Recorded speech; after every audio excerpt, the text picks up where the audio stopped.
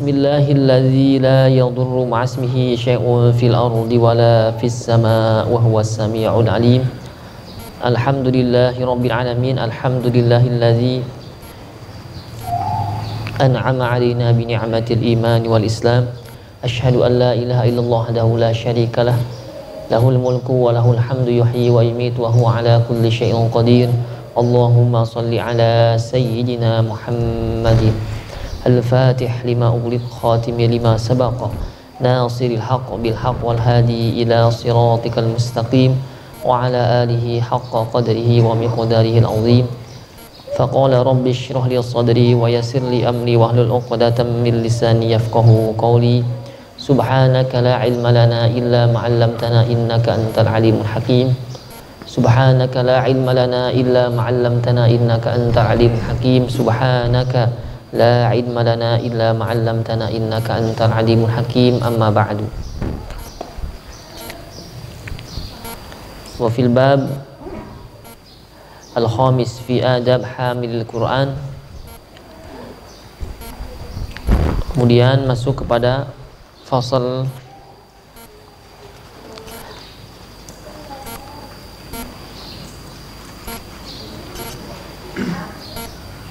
wa min ahammi ma yu'maru bih. Qala al-muallif rahimahullahu ta'ala wa nafa'ana bi ulumihi wa ulumi syekhina fid daraini. Amin. Amin ya rabbal alamin. Wa min ahammi ma yu'maru bihi, termasuk bagian terpenting yang harus diperhatikan untuk diamalkan adalah ayyahzara kullal hazari minit ittikhadhil Qur'ani ma'isyatan. Yang harus diperhatikan adalah hal yang penting dari mengambil atau mengajarkan Al-Qur'an ma'isyatan sebagai mata pencarian. Ittikhadhil Qur'an itu mengambil keuntungan dari mengajarkan Al-Qur'an ma'isyatan sebagai bentuk mata pencaharian. Yaktasibu biha, dia mencari harta dengannya. Faqad jaa an Abdurrahman ibn Shiblin radhiyallahu anhu qala, datang dari sahabat Abdurrahman bin Shiblin radhiyallahu anhu qala, Rasulullah sallallahu alaihi wasallam bersabda, Iqra'ul Qur'an wa la ta'kulu bihi wa la tajfu anhu wala taghlu fihi. Ini hadis berhubungan dengan peringatan bagi seseorang yang dimana mata pencahariannya yaitu diambil dari Al-Quran, kasab kesehariannya, dunianya diambil dari dia mengamalkan atau mengajarkan Al-Quran. Iqra'ul Quran, bacalah Al-Quran Al-Karim. Kalian semua bacalah Al-Quran Al-Karim. Wala ta'kulu bihi, dan jangan mencari makan karenanya. Jadi jangan cari makan, jangan mencari makan karenanya, karena Al-Quran, baik antum mengajarkan atau membacakan. Jadi jangan sampai niatan kita ketika mengajarkan Al-Quran justru niat utama kita agar untuk bulan ini biar banyak pemasukan. Misalkan antum minggu depan ada jadwal daurah 1 jam hafal 30 juz misalkan antum pencetusnya kan belum ada kan di muka bumi antum pelopor pertama 1 jam hafal Quran 30 juz gitu antum mau ngisi daurah bulan depan, tapi dikarenakan ada corona jadi di cancel jadwal antum ngisi daurah. Antum ngisi daurah 5 tempat misalkan dengan nominal sudah keluar kan, satu tempat ditaksir sekitar 20 juta lah. Subhanallah. Di sini 30 juta karena jamaahnya excellent gitu ya. Di sini 5,5 juta lah karena minal fuqara gitu ya. Nah, itu cancel, galau, stres, aduh nggak bisa hidup saya. Nah, berarti ada yang salah dalam niatan kita ya. Kita ingin mengajar Quran tapi target kita memperkaya. Wala ta'kulu bihi artinya apa?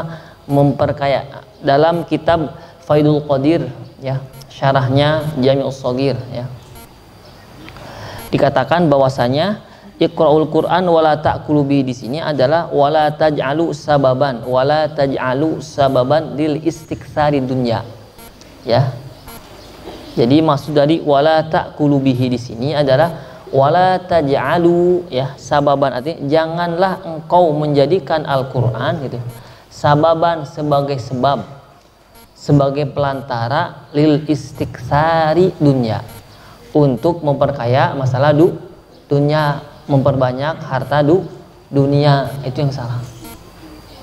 Jadi kalau tujuan dasar kita mengajarkan Al-Quran, membuka berhubungan dengan Al-Quran, ingin bulan ini harus target 3 tempat saya ngajar, ngisi seminar, karena saya ada target pingin beli mobil yang baru, sebenarnya kan ya, yang lama sudah tidak enak dipakai, yang baru. Saya target 3 pertemuan itu dapat mobil 1.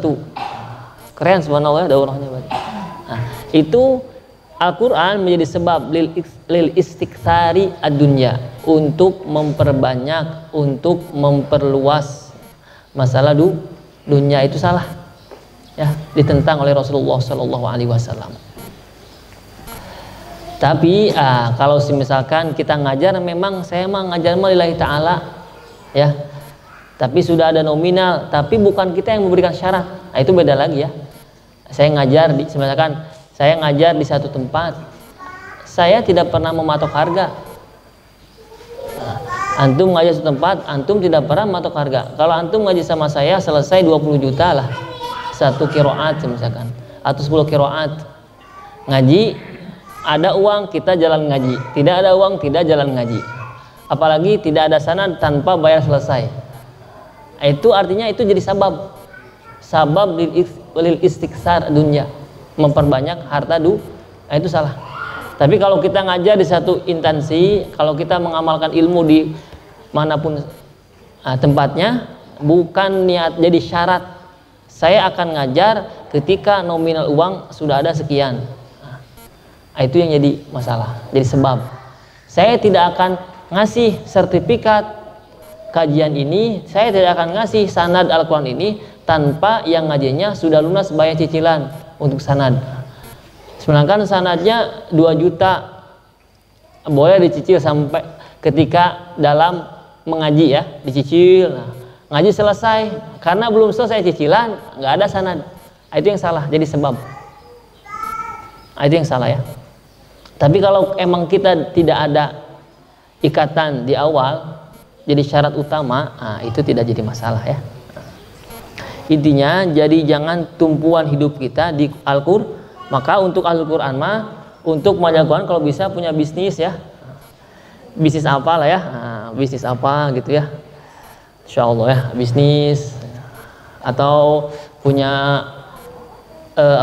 saku 2 ya, punya saku 2 ya, saku satu untuk benar family mengajar Al-Quran, dikasih tidak dikasih tetap jalan. Satu saku untuk menompang ketika ngajar Quran tidak dikasih apa-apa ya. Itu 2 saku.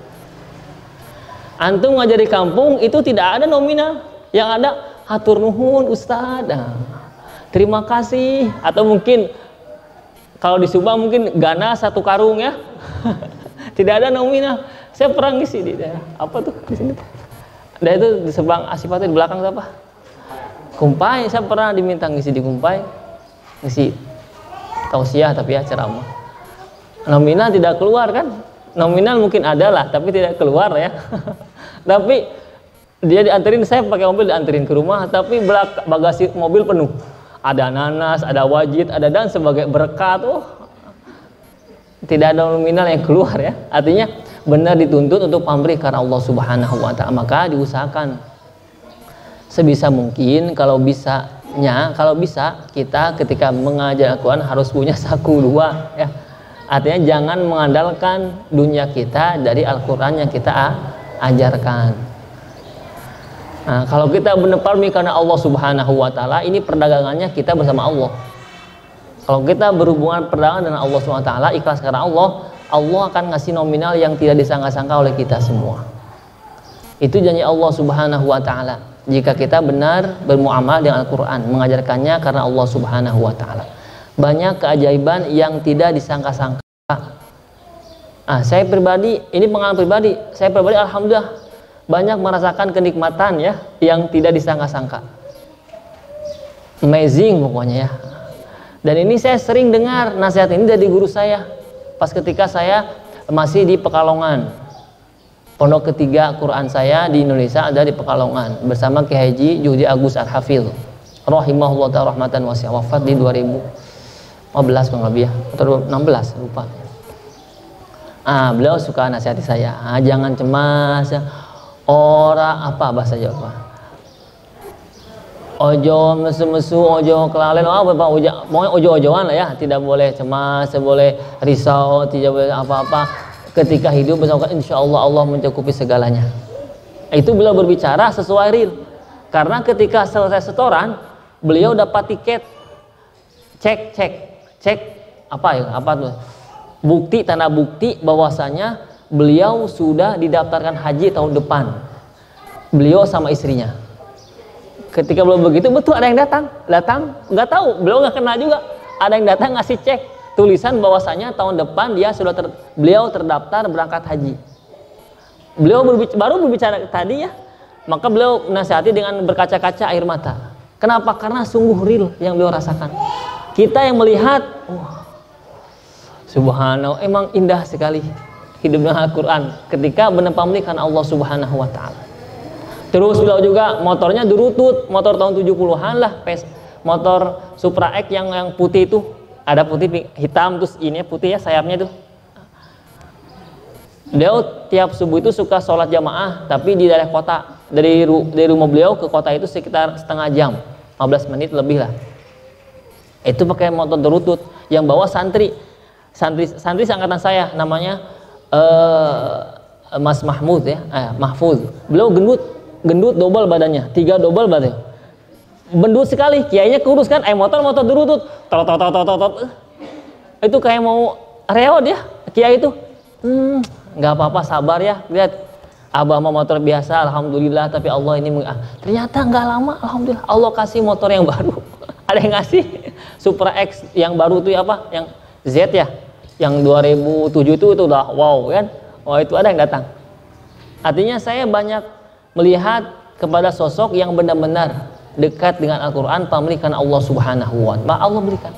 Kenapa? Karena mereka menjaga dari niatan yang khawatir Allah murkai. Ini murka Allah datang ketika apa? Wala ta'kulu bihi, kata Rasul, jangan sampai kamu nyari makan gitu ya, bahasa kita nyari makan dengan Al-Quran. Tadi dalam Fathul Qadir jelaskan wala taj'alu sababan lil iksari ad-dunya. Jangan sampai Al-Quran itu jadi sebab untuk memperbanyak harta dunia gitu ya. Artinya jangan jadi sebab awal. Antum ngajar karena Allah Subhanahu wa Ta'ala. Dikasih alhamdulillah, tidak dikasih tidak apa-apa. Beda dengan yayasan kontrak, beda lagi itu. Karena bukan syarat dari kita. Ya, antum ngajar di sini pasti ada kontrak, ada tanda tangan kan? Itu beda lagi, karena itu sudah sistem berlaku. Bukan keinginan kita, itu beda lagi. Berarti saya selama ini dosa tuh, dahar dina Quran wae atuh. Ngajar tahfidz, gaji dina Quran atau dosa. Salah itu. Bukan itu maksudnya ya, bukan. Karena itu bukan syarat untuk itu. Syarat awal kita bukan itu kan? Kita niat karena Allah Subhanahu wa Ta'ala. Jadi Rasulullah Shallallahu alaihi wasallam menjelaskan tegas pada masa beliau masih hidup, artinya pada masa itu udah banyak ya kemungkinan terjadi ya. Wala tajfu anhu, dan jangan berbuat merasa sombong, merasa sombong karena sebab Al-Quran ya, karena sebab Al-Quran.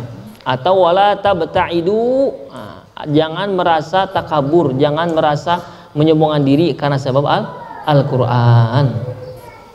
Jangan sampai antum jalannya sebelum ngajar Quran dan jalan setelah ngajar Quran itu berbeda, tidak boleh ya.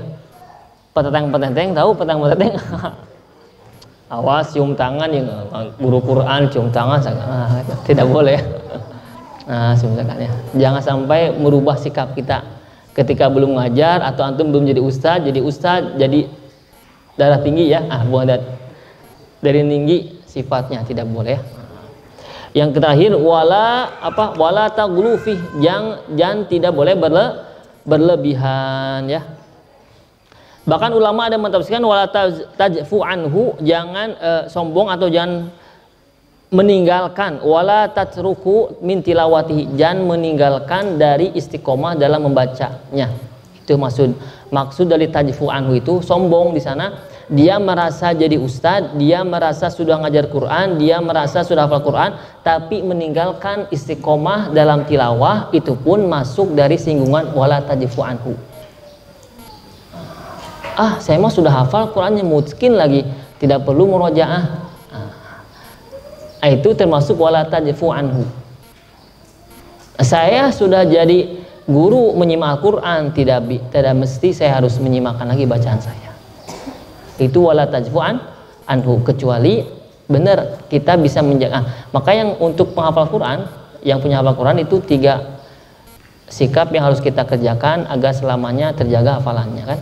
Pernah saya jelaskan pada pertemuan awal-awal kan. Pertama, emang rumusnya murojaah, terus murojaah selamanya murojaah, tapi 3 model. Apa murojaah sendiri, fardan sendiri, atau kita murojaah mencari nyari guru untuk distorkan bacaan hafalan kita. Yang ketiga, kalau tidak ada guru, jadilah guru. Itu murojaah semua kan? Murojaah, terus murojaah, selamanya murojaah. Jadi kalau antum alhamdulillah jadi guru, alhamdulillah sudah terbantu hafalannya. Setelah langsung antum murojaah dengar bacaan kan? Salah. Maka termasuk saya alhamdulillah ada kelas qiraat kan baru yang malam itu Bada Isya setengah jam 7:30 lah, mulai jam 8 bahkan ya, karena biasalah kesibukan masing-masing mungkin ya, sampai jam 9:30 bahkan jam 10 kurang lebih ya. Kelas qiraat baru. Sampai sekarang udah masuk Abi Amr Al-Basri, menghidupkan ke Ibnu Amir Asy-Syami ya. Itu alhamdulillah untuk saya sangat bersyukur karena ada bantuan murojaah saya dalam hafalan. Enak gitu, murojaah terbaik itu terenak jadi guru lah. Enak usul. Subhanallah, dia terbantu. Apalagi kita sambil nguji kan, itu tidak mungkin kita bisa nguji kecuali kita sudah hafal kan. Gitu. Maka kalau teman-teman yang qiraat itu saya jelaskan, yang sebelum bacaan ini siapa? Itu mereka muter tuh. Saya tidak mungkin bisa menguji kecuali saya sudah hafal. Artinya kita murojaah sama-sama. Maka antum jadikan momen mengajar itu niatkan untuk murojaah. Jangan sampai antum sebatas merasa jadi guru saja tapi lupa diniatkan mudah-mudahan kita ada niat murojaah hafalan, Allah kuatkan hafalan kita ya, meskipun kita dalam waktu sendiri lemah, malas dalam murojaah, tapi karena dalam mengajar kita niat murojaah, insyaallah tidak masuk kepada tadi wala tajfu anhu, termasuk orang yang sombong. Di maksud ini ulama menjelaskan bahwasanya dia meninggalkan istiqomah bertilawah dengan Al-Quran Al-Karim ya, itu masuk sombong. Sombong belagu ya, macam-macam dia dengan hafalan Quran. Hubungan dengan Allah dekat, bukan kuatnya hafalan kita, kuatnya akal kita mencerna hafalan. Hakikatnya dia hubungannya baik dengan Allah Subhanahu wa ta'ala. Yang terakhir wala taghlu fih, dan tidak boleh berlebihan. Maksud berlebihan di sini adalah qiraatul Quran min ghairi tafakkuri gitu. Ini termasuk dari taghlu, berlebihan ya, atau dia menterjemahkan Al-Quran tanpa ada tafakkur, tanpa ada ilmu yang menopang dalam menterjemahkan, mentafsirkan ayat Allah ya, tata'awwaluhu bi ghairi al-ilmi, artinya bil batil. Dia mentafsirkan ayat per ayat tanpa ilmu, itu termasuk wala taghlu fih. Dia berlebihan dalam menyampaikan kalamullah ya. Kita pun mengajarkan Al-Quran hati-hati ya, jangan sampai ajarkan kecuali apa yang kita mampu ya. Misalkan santrinya ada yang nanya, Ustadz ini maksud ayat ini apa sih? Nah, antum jangan sampai terbawa kondisi ya, kita merasa guru jadi gengsi kalau tidak bisa menjawab, jangan sampai ya, jaga niat ya. Bilang saja kalau tidak paham, maaf ya, ntar Ustadz baca dulu kitab tafsirnya gitu ya. Kalau tidak terjemah kitab tafsirnya itu baik, ahsan. Atau tidak, minimal saya buka terjemah dulu karena mohon maaf saya tidak tahu. Nah, itu lebih baik. Karena kalau tidak masuk kepada wala taghufih. Di sini jangan pernah berlebihan dalam mencapai Al-Qur'an. Termasuk berlebihan. Kalau tidak paham bilang saja, mohon maaf ya. Imam Malik itu termasuk imam mujtahid mutlak mazhab. Tapi beliau dari mulai mungkin kalau di 100% ketika ada yang nanya dalam 100% paling beliau yang jawab beliau benar itu paling hanya 5%. Dari 100% yang banyak nanya ke beliau kan fatwa ya, mufti nanya ke beliau, paling yang benar-benar beliau jawab hanya 5%. Selebihnya beliau bilang saya tidak tahu, saya kurang paham, saya harus belajar lagi gitu. Padahal kualitasnya imam. Aku tahu kadang kebalik, yang 100 berusaha 100% dijawab, atau ya kurang sedikit tenan naon ya, tidak menggugurkan ustadz kita jadi ustadz. Tidak boleh ya. Maka agar tidak masuk kepada wala taghlufih, jangan berlebihan, maka dijaga ya. Ajarkan semampu kita. Kalau tidak mampu kita jelaskan kepada mustami', bilang saja saya belum sampai kepada ilmu itu, saya belum sampai memahami itu, saya lupa lagi gitu ya. Bilang aja lupa lagi. Kalau sudah belajar bilang lupa. Kalau belum belajar bilang aja belum belajar, jangan bilang lupa lagi kan. Lupa lagi itu berlaku bagi orang yang sudah belajar. Itu ya. Lupa lagi berlaku untuk orang belajar plus sudah pernah ngafal. Ini mah ngaji hungkul, ngapal tara, faham henteu, sarewe gawena. Bukan lupa lagi bahasanya. Maaf saja belum ngaji gitu aja bilang. Ya. Hati-hati jaga niat. Selanjutnya wa an Jabir radhiyallahu anhu anin Nabi sallallahu alaihi wasallam. Kemudian ada sabda Rasulullah SAW yang datangnya dari sahabat Jabir radhiyallahu anhu, semoga Allah senantiasa meridhai beliau. Anin Nabi, datangnya dari Nabi Muhammad sallallahu alaihi wasallam, Iqra'ul Qur'an min qabli ayyatiya yaumun yuqimunahu iqamatal qidhi atau qadhi yata'ajjalunahu wa la yata'ajjalunahu. Iqra'ul Qur'an, bacalah kalian semua Al-Qur'an Al-Karim ya.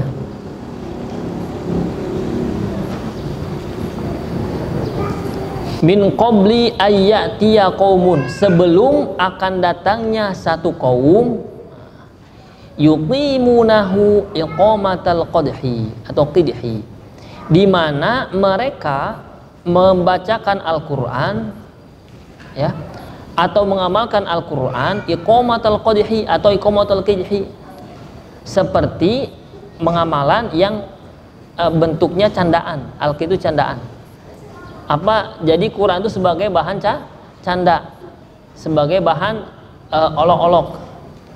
Maksud dari canda di sini yata'ajjalunahu, pertama dia ingin segera mengamalkan atau mengajarkan atau membacakan, tergesa-gesa. Wala yata'ajjalunahu ya. Dan dia tidak mau ditunda-tunda. Nih, saya ulang ya. Rasulullah SAW bersabda, bacalah engkau Al-Quran Al-Karim. Artinya baca dengan sesungguh-sungguhnya bacaan yang sesuai dengan ridho Allah Subhanahu wa Ta'ala, gitu ya, sesuai standarnya. Kenapa? Karena min qabli ayyati, sebelum akan datang satu kaum, mereka membaca Quran, mereka mengamal Quran, tapi seperti canda gurau. Canda gurau di sini 2 poin kata beliau, ya ta'ajjalunahu, ingin segera mengajarkan, ingin segera membacakan, ingin segera memperjuangkan, kelihatannya ya. Wala yata'ajjalunahu, dan tidak mau ditunda-tunda. Maka ulama mentafsirkan, di bawahnya ada maknahu, maksudnya yata'ajjalunahu ajrohu imma bimalin. Ya. Artinya apa? Mereka ingin segera mengajarkan, tapi apa? Ajruhu, karena ingin cepat-cepat mendapatkan balasan berupa dunia. Semisalkan tadi ada jadwal saya di bulan Februari, ya, ada jadwal saya di bulan Februari, tapi menuju ke Pepet Artos, ya panitia, ya gitu kan, panitia singkat, ya, coba bisa di jadwal diganti Februari kemarin Februari akan datang diganti jadi Desember, karena saya ada yang harus bayar dan saya belikan, bisa dipercepat. Itu bukan dipercepat karena ingin cepat-cepat mendapatkan ridho Allah Subhanahu wa taala, tapi yata'ajjaluna ajrahu. Itu dia ingin mempercepat ngajarnya karena ingin cepat-cepat dapat balasan dunia, imma bim atau dengan harta, wa imma bisum'atin atau dengan rasa tenar. Semisalkan kalau hari Senin itu tidak ada dengan siaran ngisi ngajinya, hari Senin itu tidak ada dengan siaran ngajinya, tidak disorot misalkan sama televisi, tapi hari Ahad itu ada. Protes lah, saya ngajak Quran dipercepat hari Ahad, sekolah saya ada kegiatan lain untuk dakwah dan Allah, niatnya begitu, padahal ada niat lain. Karena hari Senin tidak ada sorotan kamera, hari Ahad ada. Itu maksud dari bisum'atin, ingin cepat, tapi cepatnya ingin cepat tenar. Atau sekarang udah masuk masanya, mungkin ya sudah masuk masanya sekarang, ingin cepat tenar banyak para, mohon maaf ya, kita sama muhasabah diri lah, mungkin pun juga saya, mudah-mudahan Allah ampuni ya kalau saya ada niatan seperti itu, nauzubillah ya.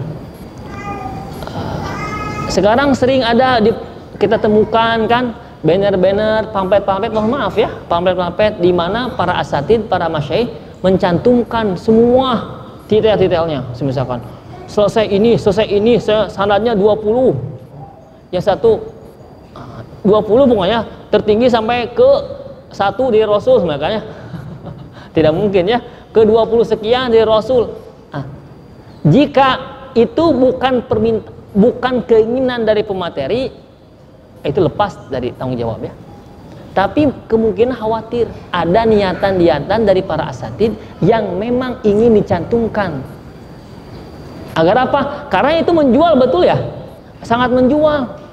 Ngaji ke Ustaz itu lihat sanadna ke 28, si Ustaz eta mah ngan 35, berarti kayak saya guru si Ustaz eta karena lebih tinggi ngaji hayo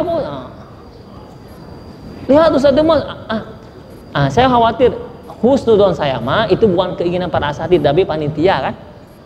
Tapi jika itu keinginan asatid yang pematerinya, mohon maaf, itu masuk kepada kategori ini. Berarti kita sudah masuk akhir zaman, tanda-tanda kita sudah masuk di mana kaum itu yata'ajjalunahu, ingin gerak-gerak, hoyong gerak-gerak bahasa nama, ingin tergesa-gesa, ingin ketenaran. Padahal tenar yang utama itu ketika Allah mengangkat derajatnya, karena Allah sudah ridho kepada ilmu yang dia amalkan. Itu banyak para ulama, bahkan kita jarang tahu, tapi ketika kita tahu, subhanallah keilmuannya ya. Itu kalau masyhur, subhanallah. Itu masyhurnya bukan karena keinginan, tapi memang Allah sudah meridhoi beliau agar masyhur. Maka hati-hati ya, hati-hati dengan derajat yang kita miliki ya, titel yang kita miliki, hati-hati ya. Khawatir masuk kepada sindiran dari Rasulullah Shallallahu Alaihi Wasallam. Akan datang satu kaum di mana mereka mengamalkan Quran tapi ingin tergesa-gesa, ingin dapat fulus, laisal fulus manfus ya, laisal fulus manfus gitu ya, bahasa Arab itu teh, Arab Sundawiyah ya. Atau yata'ajjalunahu bisum'atin, karena ingin sum'ah, apanya? Ingin cepat tenar, ingin didengar, ingin orang tuh tahu siapa dia. Khawatir ya.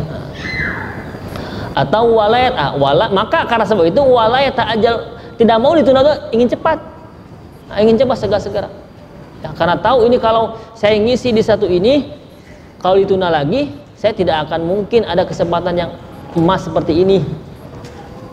Terus tergesa-gesa, khawatir ya. Maka hati-hati jangan sampai kita termasuk yang dikatakan oleh Rasulullah Shallallahu Alaihi Wasallam. Maka makna dari Iqra'ul Quran di atas adalah baca Al-Quran dengan meminta jalan yang Allah ridhoi, dengan cara yang benar-benar Allah ridhoi, ya. Dengan cara apa? Istiqomatan, ya. Istiqomah, menjaga istiqomah bi ikhlasin niat, dengan ikhlasan niat karena Allah Subhanahu wa ta'ala. Jangan sampai ketika kita mengajarkan Al-Quran ingin tenar, ingin dipuji, ingin nilai-nilai keduniawiannya. Nauzubillah. Ini masuk pembahasan apa kemarin teh? Adab seseorang yang menghafal atau mengajarkan Al-Quran. Jadi hati-hati ya. Tadi jangan yata'ajjalunahu bisababid dunya wa la ta'ajjalu bisababid dunya, ya. Jangan tergesa-gesa karena sebab dunia, atau wala yata'ajjaluna dengan sebab dunia, ya.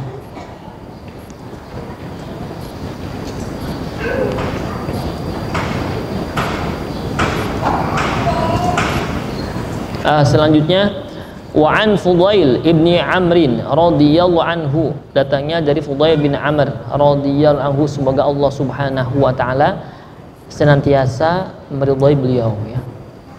Qala, berkata, dakhala rajulani min ashabin nabi sallallahu alaihi wasallam masjidan, masuk dua orang laki-laki min ashabin nabi, dari sahabat-sahabatnya Nabi Muhammad SAW, masjidan, masuk ke satu masjid.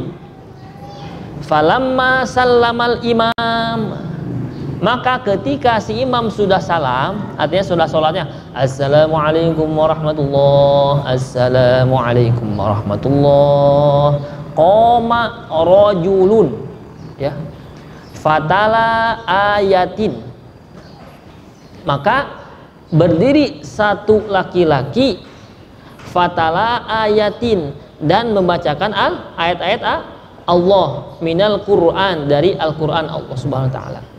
Summa sa'ala, kemudian rojul tadi meminta-minta. Itu suka terjadi di masjid-masjid. Gak tahu di Indonesia. Saya pun di masjid dulu suka terjadi seperti itu. Jadi ya sholat, tiba-tiba sholat ada yang datang, ada yang berdiri ngajukan dulu,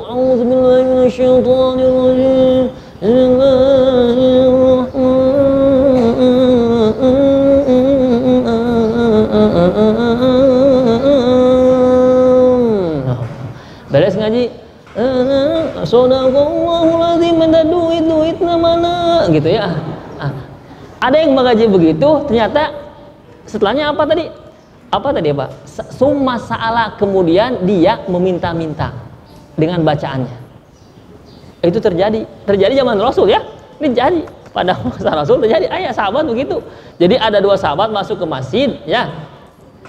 Duduk, sholat, semua kemudian yang satu berdiri ngaji Quran plus kemudian minta dengan bacaan.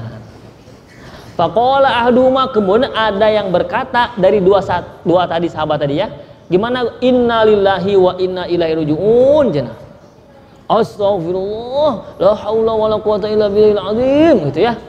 Beliau berkata, sami'tu, sungguh aku telah mendengarkan Rasulullah SAW yaqul, bersabda. Jadi itu apa? Untuk mentahdzir, mengingatkan siapa tadi? Yang rajul yang berdiri kan, ngaji Quran dan meminta-minta. Rasul bersabda, kata beliau, sayaji'u qaumun, akan datang satu kaum, yas'aluna bil Quran, meminta-minta karena sebab Al-Quran.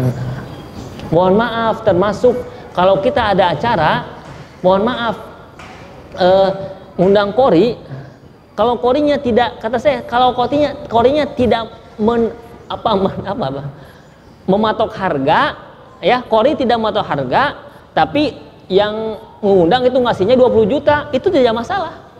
Alhamdulillah rezeki dari Allah. Tapi masalahnya sebelum ngaji sudah ada kontrak. Ngaji dengan saya harus sekian.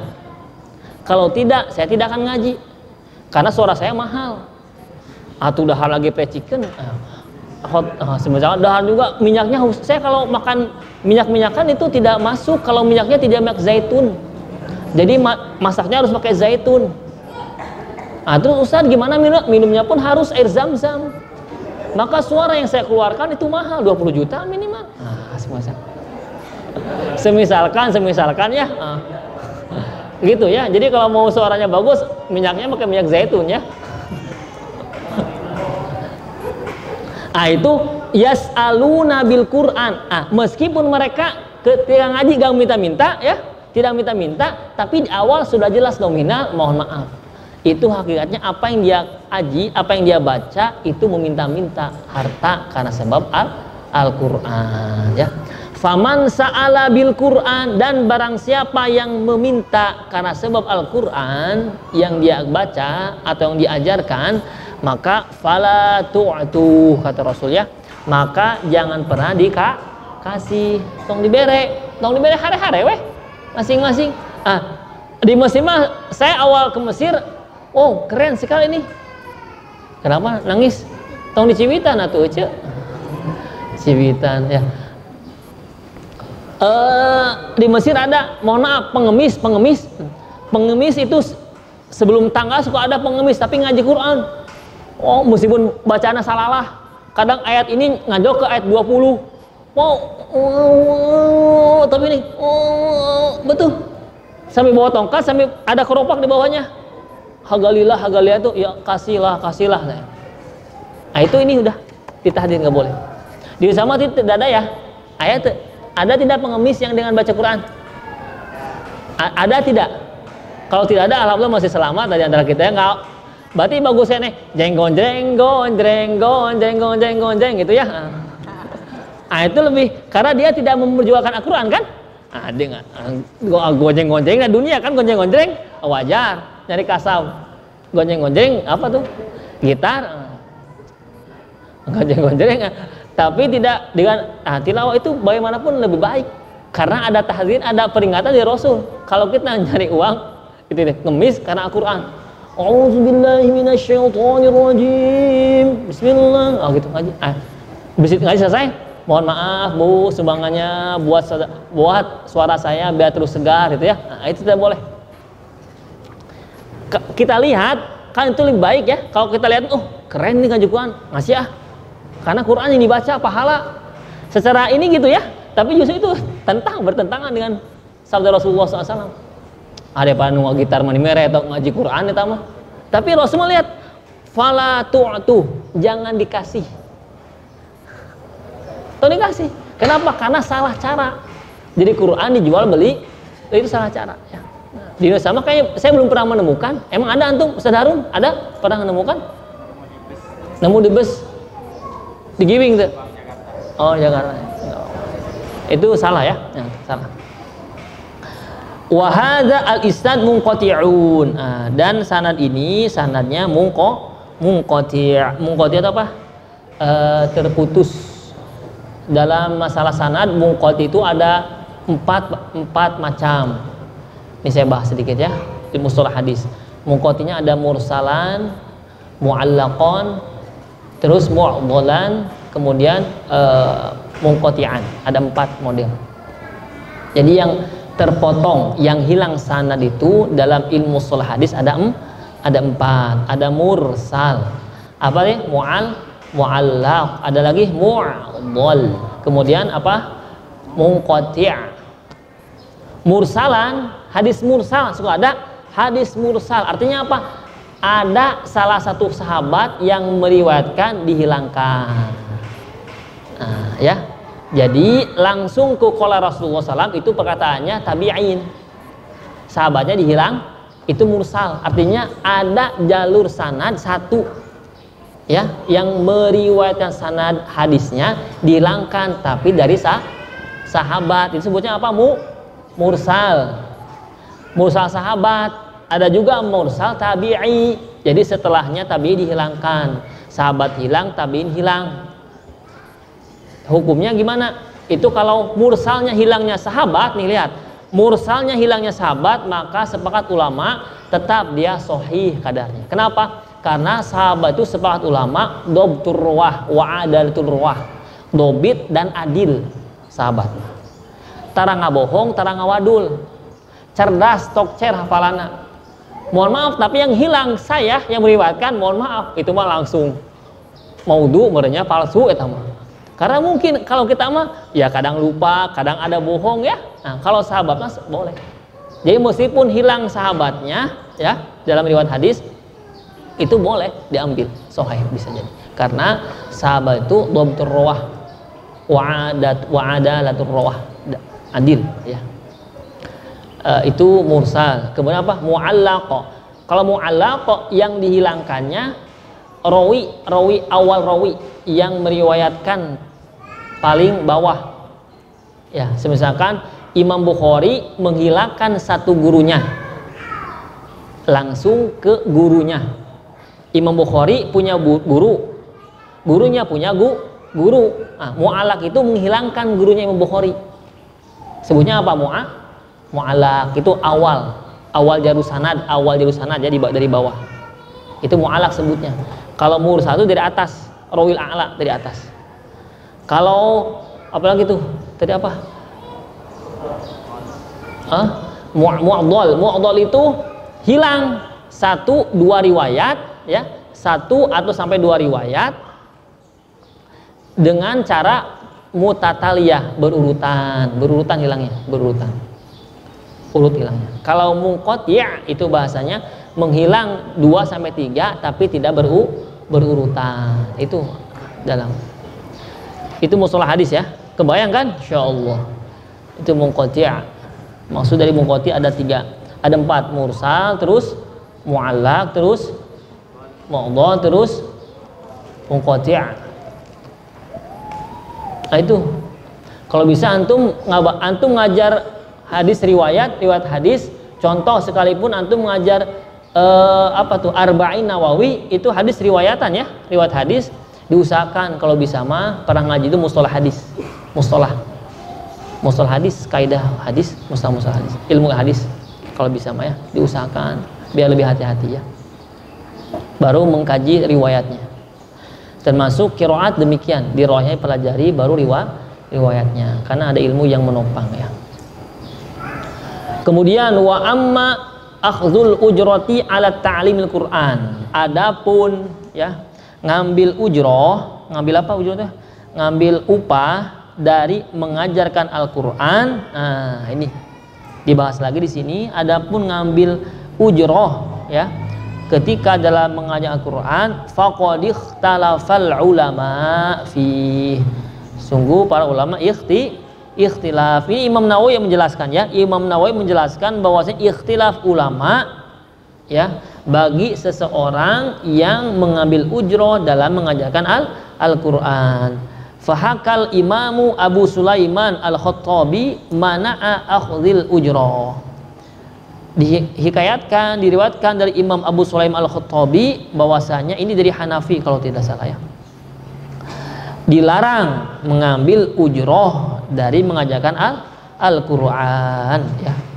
An jama'atin minal ulama minhum Az-Zuhri, Abu Hanifah ya, betul. Ini termasuk dari jamaah dari ulama-ulama minhum, diantaranya Az-Zuhri wa Abu Hanifah, dari mazhab Abi Hanifah. Jadi mazhab qadim mutaqaddim yang dahulu itu justru mengharamkan berapapun nominalnya mengambil ujroh dalam ngajar Al-Qur'an. Tapi ada yang membolehkan di kalangan terdahulu dengan syarat kalaupun digaji itu ngambil dari baitul mal. Nah, nggak apa digaji, antum mesti makan punya madrasah. Nah, itu ngajar, kita ngambil yang mengharamkan ya. Nah, ngambil yang mengharamkan semisalkan. Jadi seusahanya tong digaji, ngambil yang mengharam nggak boleh. Kecuali antum menggajinya ngambil dari baitul mal. Jadi yang zakat, yang apa dikumpulkan itu ngambil dari sana, bukan dari diminta bayaran dari yang mengaji itu ya. Itu kalau yang tidak boleh. Kemudian wan jamaah, ada diambil dari jamaah ulama juga, annahu yajuz, bahwasanya boleh izam lam yashrituhu selama tidak menjadi syarat dalam ujrohnya tadi. Kata saya ya, Ustaz mohon maaf punten, untuk saat ini mah panitia belum bisa ngasih amplop. Nggak apa-apa panitia, yang penting isinya saja. Sarwa wae atau gitu mah ya. Ustaz maaf tidak ya, nggak apa, itu artinya nggak apa-apa, yang penting saya mah bisa mengajar, alhamdulillah. Itu berarti nggak apa-apa, itu nggak apa-apa ya ngambil, meskipun kadang panitia sekali ngasih 2 juta sekali 1 jam, subhanallah ya, subhanallah pisan, tidak ada dikasih tapi tidak menggoyahkan ngajar dia, itu berarti alhamdulillah, bagus niatnya ya. Tidak apa-apa, saya mah tetap ngajar, tetap saya ngajar, tidak apa-apa, tidak dikasih apapun, yang penting ada semangatnya murid saya pun, itu jadi bayaran terbaik bagi saya. Itu semua mumtaz itu mau gurunya ya, Ustadz Kabir itu mah ya. Meskipun jasa dulu kolil ya, atau jasa sogir ya, meskipun jasanya kurus kering kan, banyak para asatid yang kurus kering karena menjaga ikhlasan karena Allah Subhanahu wa taala. Guru saya pun kayak Zudi, kayak Jimaf tuh, saya banyak guru-guru Quran saya yang emang saya lihat itu tidak, badannya tidak tegar rendut, ente kebanyakan kayak Maftu Basulbi Jawa Timur, beliau cuma kurus. Kenapa? Saya tanya-tanya, ternyata beliau pun memakan apa yang dimakan santri, bahkan kalau ada sisa baru makan, kalau tidak beliau lebih puasa. Saya subhanallah, saya kadang nangis, benar. Jadi kalau ada nggak sisa itu baru kekiaikan. Jadi bukan kiai dulu nyiap misah-misahin, kita mah kan beda ya. Jeung ustad pisahkeun, buat ustad dipisahkan. Ini ieu tah poe bolu hareup jeung ustad pisahkeun gitu. Eta apel beureum jeung ustad kahareupeun jeung ustad. Budak mah tongjang kade kewe sisana. Tidak. Kiai kami rahimahullah rahmatan wafat di 2000 kemarin ya. Begitu. Ternyata saya tahu beliau begitu. Jadi beliau bahkan tidak makan hari itu kalau tidak ada sisa katanya. Jadi beliau utamakan santrinya sudah makan semua, sudah kenyang, kalau ada tuh di dapur. Justru beliau marah. Kalau bahasanya, dulu saya di Jawa Timur itu bahasanya kos, nasi kos ya. Ada orang Jawa Timur sini, Pondok Jawa, ada ya? Nasi kos, ada nasi kos, kotak-kotak gitu. Itu si kos itu harus dulu ke santri dulu, jangan ke dapur kiai dulu. Itu dimarahi kalau kiai. Haram bagi saya. Sana dulu santri. Santri dulu. Bagi-bagi santri. Kadang seadanya subhanallah. Terus mungkin kurus kenapa? Karena malam saya sering di jam 1:30 dengar suara jeritan beliau menengadah di hadapan Allah. Ya Allah, gitu. Sering nangis di malamnya. Maka beliau ini sembab. Beliau lihat fotonya kayak Maftu Basubiri. Ini sembab beliau. Ini sembab. Kenapa? Karena saking menangisi dosa-dosa beliau kalau ada, plus santri-santrinya yang hafalannya lemah-lemah. Beliau tangisi di seperawal malam 1:30 mulai menjerit. Ada kiai subhanallah, itu kiai betul ya, itu syekh betul. Zaman kiwal itu apa? Zaman sekarang aduh ya. Mudah-mudahan kita banyak la haula ya, la haula wala quwata illa billah, istighfar. Kita mah termasuk saya banyak istighfarin saya mah ya. Masih jauh kepada ruh jihad para ulama pada masa itu ya. Termasuk kayak Zuhdi, kalau pun demikian. Beliau itu tidak pernah meminta bayaran kepada santri yang pesantren di sana, tidak pernah. Itu pun kita inisiatif dari pengurus, kita ngumpulin yuk 5.000 perak, 5.000 perak. Itu inisiatif pengurus. Kita kumpul 5.000. Untuk apa Kang? Untuk bayar listrik, tapi jangan sampai kiai tahu. Kita sebulan itu kita 5.000 saja. Itu pun tanpa sepengetahuan kiai. Kalau kiai tahu marah. Ditanya sama kiai kenapa? Karena hak kiai, hak abah, sebenarnya abah kan belum. Ojo, abah tidak boleh seperti itu. Abah itu sudah melihat anak-anak abah semangat belajar, ngafal sudah cukup katanya. Abah juga tahu ngafal Quran itu sulit, berat, bikin pusing. Ini dipusingin sama biaya, gak usah lah. Ngaji aja yang benar, yang mempeng bahasanya, mempeng ya, betul, mempeng. Ngaji yang gitu semua. Harus ke hari dia adem ces gitu. Subhanallah. Saya melihat sosok yang benar, ruhaninya sudah kuat. Ruhaniyah robbaniyah, ruhnya dengan ruh kecahayaan Allah Subhanahu wa taala. Mudah-mudahan kita pun demikian ya. Tidak bisa mirip-mirip atau minimal ya berapa persen miripnya ya, mudah-mudahan. Dan saya pribadi pun terus berusaha. Saya mah yakin saya mah masih jauh dari sana, maka saya mah istighfarin kene. Maka saya di awal saya jelaskan saya mau agak berat bahas tibyan. Di awal saya jelaskan pernah ya, di awal saya tuh jujur saya berat bahas tibyan. Karena saya belum bisa mengamalkan seutuhnya isi tibyan. Masih jauh gitu. Maka saya di awal masa berat, tapi bagaimana ya? Kita sama-sama berusaha sajian Allah Subhanahu wa taala ya. Jadi annahu yajuz idza lam yashhidhu. Jadi boleh ya. Boleh kita ada ujroh, bayaran boleh. Jangan sampai jadi syarat. Contoh jadi syarat, mohon maaf tadi. Jadi bayar untuk ngaji itu sekitar 150.000 dalam sebulan. Ya. Tapi nunggak selama ngaji dia 2 tahun ngaji, misalkan ya. Dia nunggak sampai 8 bulan. Bayar 150.000, nih ngaji Quran bayar 150.000, kecil tidak? Sangat murah sekali. Karena kalau kursus piano sampai 1 juta setiap pertemuan. Betul. Saya punya saudara dari saudara-saudara itu ya.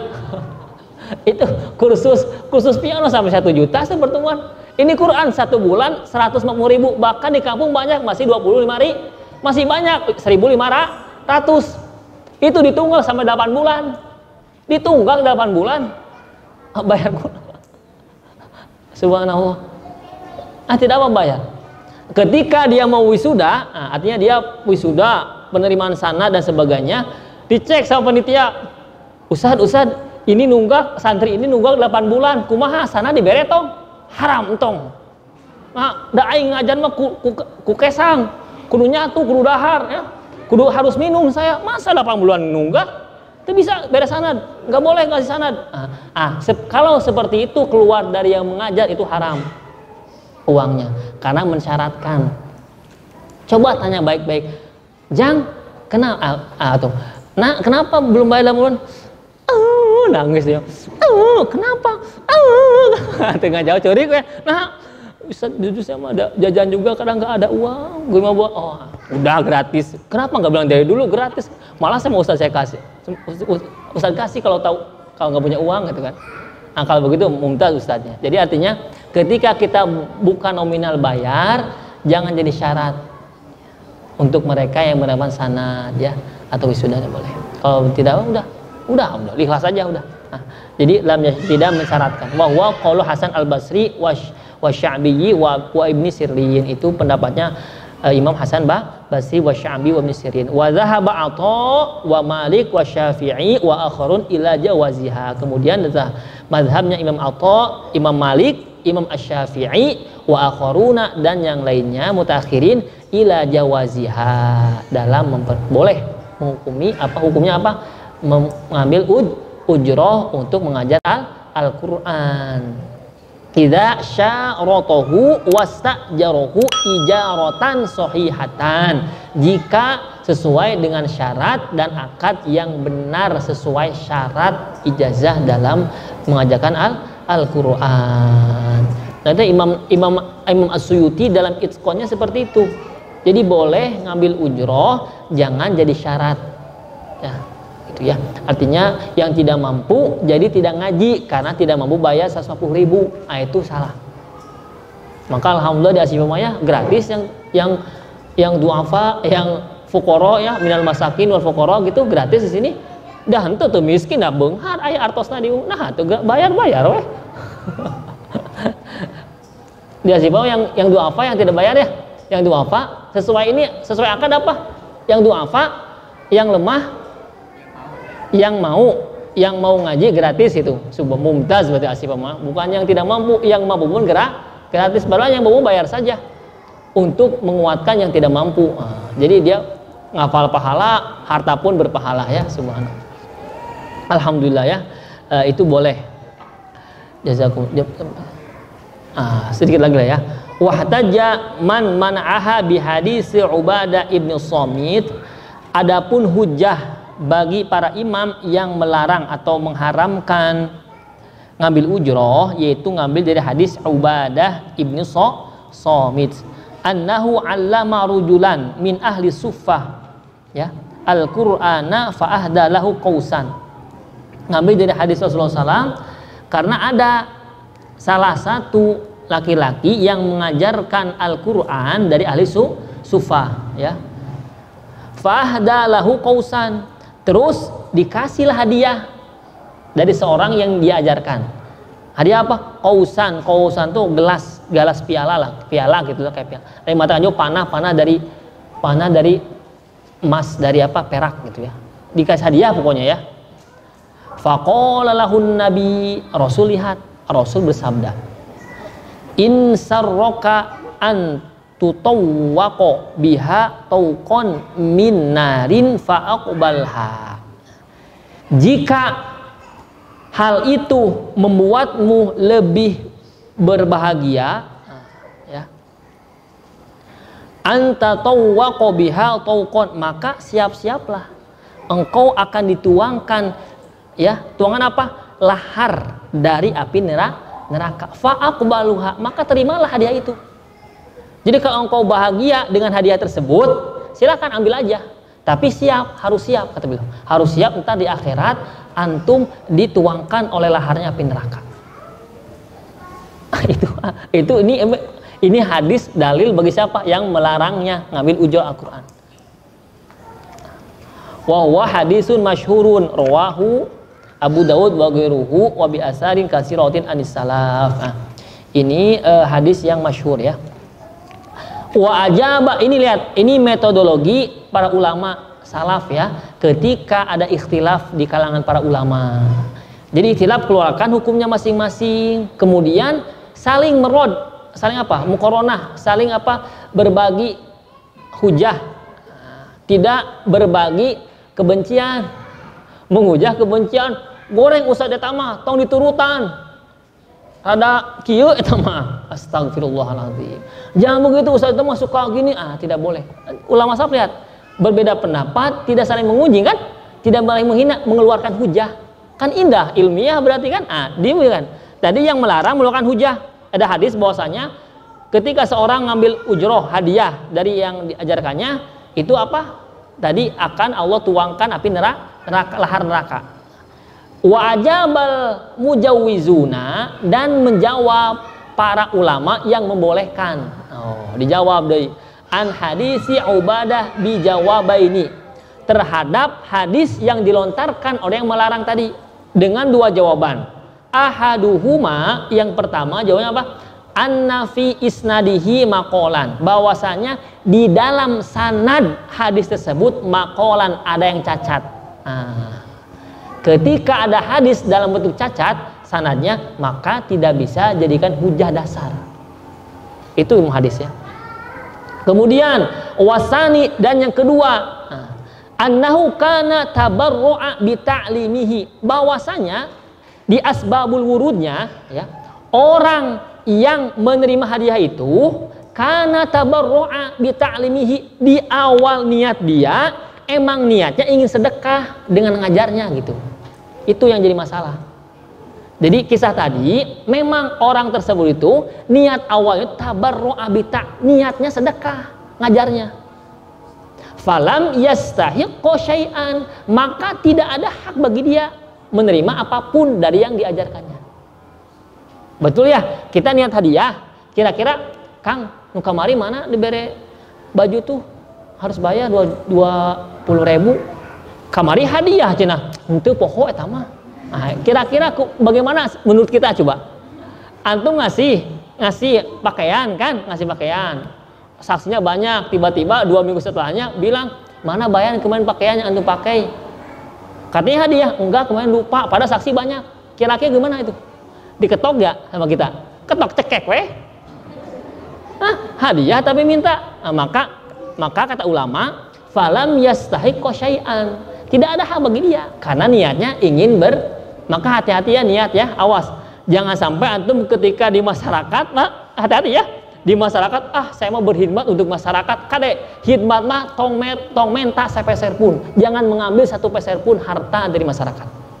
Sekalipun nasi liwet 2 baskom atau kelapa 2 kardus, sekalipun maka bebaskan ya, niat mah bismillah, niat karena Allah, titik, udah. Jangan, saya mau berkhidmat jangan Allah, saya mau khodim, saya mau menerima apa? Tidak boleh. Hati-hati. Karena kalau kita sudah berkhidmat, itu khidmat kan tanpa upah ya. Jadi tidak boleh ngambil harta air minum kade, bismillah haram tak minum. Hati-hati. Hati-hati kan. Kecuali maka hati-hati ya. Untuk khidmat hati ya, harus benar-benar hati-hati ya. Summa dia ilaihi ala sabil iwadi, makanya kemudian dia ngambil hadiah dari orang yang diajarkan ya, sebagai imbalan, sabil iwad sebagai ganti pengajarannya itu imbalan. Falam yajuz lahul akhdh, maka tidak boleh baginya mengambil upah tersebut karena niatnya apa tadi? Tabarru', bersedekah niatnya. Bi khilafi may ya'qidu ma'ahu ijaratan qabla ta'lim. Berbeda dengan orang yang ada akad di awalnya sebelum ngaji. Misalkan sudah ada pamflet ngaji ini bayarnya 120.000. Itu sudah ada akad di awal sebelum ngaji kan? Sudah. Artinya kalau dia bayar, dia ambil upah, itu tidak apa-apa. Tidak apa-apa karena sudah akad di awal memang seperti itu. Yang penting jangan jadi syarat itu. Angkat ya. Alhamdulillahirrahmanirrahim. Jazakumullah khairan katsira. Itu diantaranya untuk masalah itu ya. Ini setelahnya itu fasal setelahnya adalah banyak sedikitnya para ulama salaf dalam menghafalkan Al-Qur'an ya. Riwayatnya di sana.